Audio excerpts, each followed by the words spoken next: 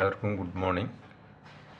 ഇന്നലെ നമ്മളുടെ ഗ്രൂപ്പിൽ ഡിസ്കസ് ചെയ്തതിൻ്റെ അടിസ്ഥാനത്തിൽ ഒരു ഗൂഗിൾ ഷീറ്റിനെ കുറിച്ച് സംസാരിച്ചിരുന്നു.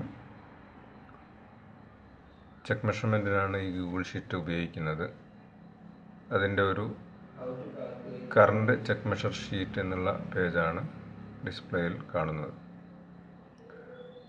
നമ്മൾക്ക് ഇതുപയോഗിച്ചുകൊണ്ട് എങ്ങനെ നമ്മളുടെ ചെക്ക് മെഷർമെൻറ്റ് മോണിറ്റർ ചെയ്യാം, അതേപോലെ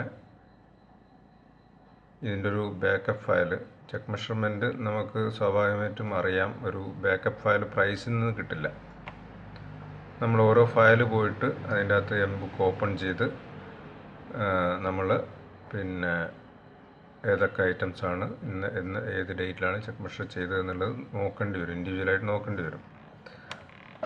ഇവിടെ നമുക്ക് ചെയ്യാൻ കിട്ടുന്നൊരു ഇതിൻ്റെ ഒരു അഡ്വാൻറ്റേജ് എന്താണെന്ന് പറഞ്ഞാൽ, ചെക്ക് മെഷർമെൻറ്റ് ചെയ്യുന്ന ഐറ്റം അതിൻ്റെ ഡേറ്റ് വൈസ് നമ്മൾക്കൊരു ഡാറ്റാ ബേസായിട്ട് തന്നെ ക്രിയേറ്റ് ചെയ്ത് സൂക്ഷിക്കാൻ പറ്റും. അപ്പം ഈ ഒരു പേജിൽ നമ്മളിപ്പോൾ ഒരു വർക്ക് ചെക്ക് മെഷർ ചെയ്ത് ഒരു വർക്കിൻ്റെ പേര് കാണുന്നുണ്ട്. ഇത് നമ്മൾ ഇത് ഇവിടെ ഡബിൾ ക്ലിക്ക് ചെയ്ത് കഴിഞ്ഞാൽ 7/2 ആദ്യം നമ്മൾ 28/12 WMM ലേയിങ് ചെക്ക് മെഷർ ചെയ്തു. പിന്നെ tag coat, MBM, primer coat ഇവ 1/1 ചെക്ക് മെഷർ ചെയ്തു. ഇതെല്ലാം പ്രീ മെഷർമെൻ്റ് ആയിട്ട് ചെക്ക് മെഷർ ചെയ്തു. പിന്നെ MBM since done, primer since done 7/1 check measure ചെയ്തു. ഇങ്ങനെ നമുക്ക് നമ്മളുടെ കയ്യിൽ തന്നെ ഈ ചെക്ക് മെഷർ ചെയ്ത ഡാറ്റ ബാക്കപ്പ് ചെയ്ത് കിടക്കും.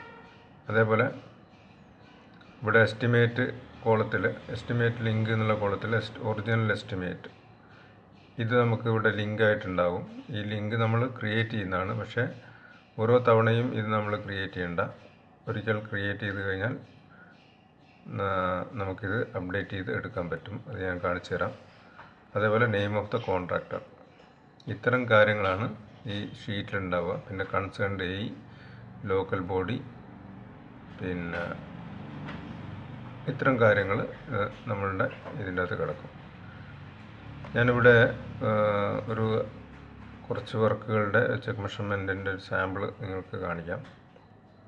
ഫസ്റ്റ് നമ്മൾ പ്രൈസ് ലോഗിൻ ചെയ്ത് EMB ബോക്സിൽ പോയിട്ട്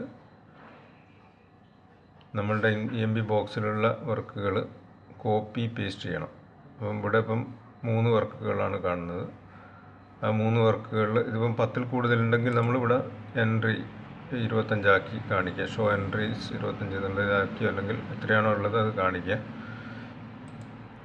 എന്നിട്ടത് ഇതേപോലെ കോപ്പി ചെയ്ത് Ctrl+C അടിച്ച് കോപ്പി ചെയ്ത് നമ്മളുടെ ഏറ്റവും അവസാനമായിട്ട് ചെക്ക് മെഷർ ചെയ്ത ഐറ്റത്തിൻ്റെ അടിയിലുള്ള ലൈനിൽ നമ്മൾ Ctrl+Shift+V അടിച്ച് വാല്യൂസ് ഓൺലി പേസ്റ്റ് ചെയ്യണം.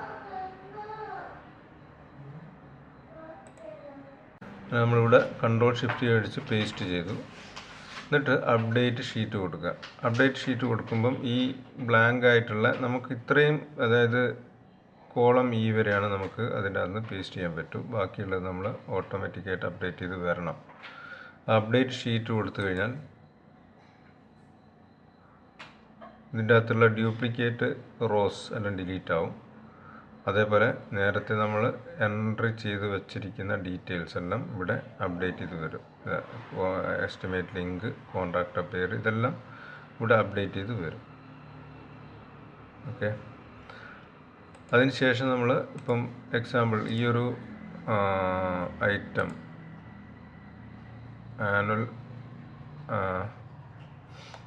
ഈ ഒരു ഐറ്റമാണ് നമ്മൾ ചെക്ക് മെഷർ ചെയ്യുന്നതെന്ന് വിചാരിക്കാം. ആ ഐറ്റം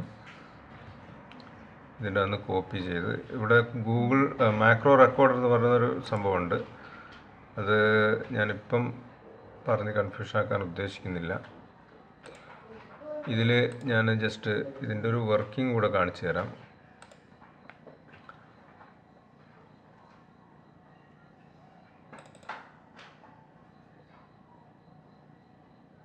ഞാൻ നേരത്തെ സെറ്റപ്പ് ചെയ്ത് വെച്ചിരിക്കുന്ന മാക്രോ റെക്കോർഡറാണ്.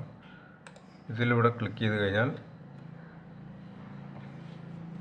പ്രൈസിൻ്റെ ഫയലിലേക്ക് പോയിട്ട് പിന്നെ ഓട്ടോമാറ്റിക്കായിട്ടിത് പിന്നെ EMB ബോക്സ് ഓപ്പൺ ചെയ്യും. അതിവിടെ ക്ലിയർ ആവുന്നില്ല. ഓക്കെ, എനിവേ പിന്നീട് കാണിക്കാം. അപ്പോൾ ഞാൻ ആ ഫയലിവിടെ പിന്നെ ആ കോപ്പി ചെയ്തത് ഇതിൻ്റെ സെർച്ച് സെല്ലിൽ നമ്മൾ പേസ്റ്റ് ചെയ്ത് കഴിഞ്ഞാൽ ഏതാണ് ചെക്ക് മെഷീൻ്റെ അതിവിടെ ഹൈലൈറ്റ് ചെയ്ത്, അതായത് അതിവിടെ പിന്നെ സെലക്ട് ചെയ്ത് വരും. അതിനുശേഷം നമ്മൾ ഈ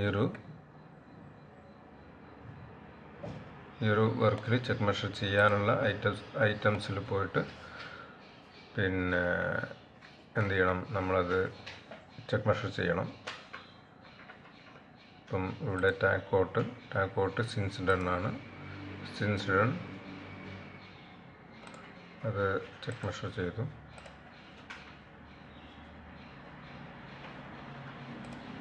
അങ്ങനെ ഇതെല്ലാം സൈറ്റിൽ പോയിട്ട് വെരിഫൈ ചെയ്താണ്. അപ്പോൾ അതിൻ്റെ അടിസ്ഥാനത്തിൽ നമുക്ക് വെരിഫൈ ചെയ്ത് കൺഫേം ആയി കഴിഞ്ഞാൽ നമുക്ക് എന്ത് ചെയ്യാം, പിന്നെ ഇതേ രീതിയിൽ ചെക്ക് മെഷർ ചെയ്യാം.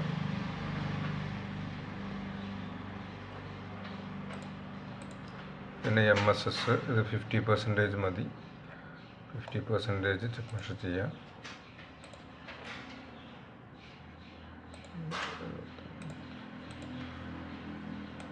ജസ്റ്റ് 50% മുകളിലുള്ള MSS പിന്നെ എന്ത് ചെയ്തു, ചെക്ക് മെഷർ ചെയ്തു. ബാക്കിയുള്ള നമ്മൾ മൂവ് ടു വ്യൂഡിലേക്ക് മാറ്റാം.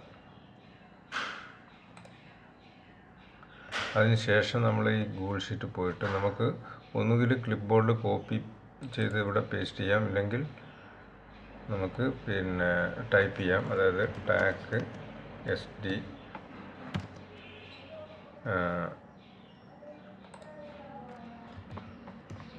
പ്രൈമർ SD ഇതൊക്കെ ഇപ്പം ചെയ്തതാണ്. പിന്നെ MSS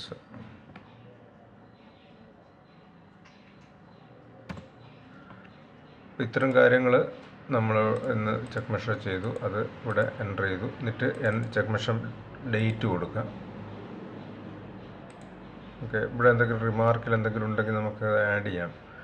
അപ്പോൾ ഇതിങ്ങനെ ഡേറ്റ് കൊടുത്തു കഴിഞ്ഞാൽ ഈ ഒരു ചെക്ക് ബോക്സ് ആക്റ്റീവ് ആവും.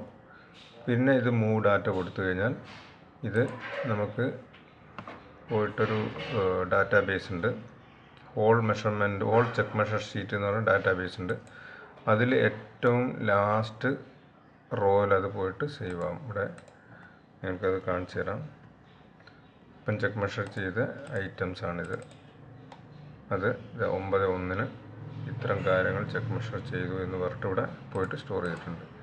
ഇതേ രീതിയിൽ ഓരോ ഐറ്റവും നമുക്ക് എന്ത് ചെയ്യാൻ പറ്റും, നമുക്കൊരു ഡാറ്റാബേസിൽ ഇങ്ങനെ സ്റ്റോർ ചെയ്യാൻ പറ്റും. പിന്നീട് നമുക്കൊരു ആവശ്യം വരുന്ന സമയത്ത് ഇതെടുത്ത് നോക്കാം, ഏത് ദിവസങ്ങളിലാണ് ഏതൊക്കെയാണ് നമ്മൾ ചെക്ക് മെഷർ ചെയ്തതെന്നുള്ളത്.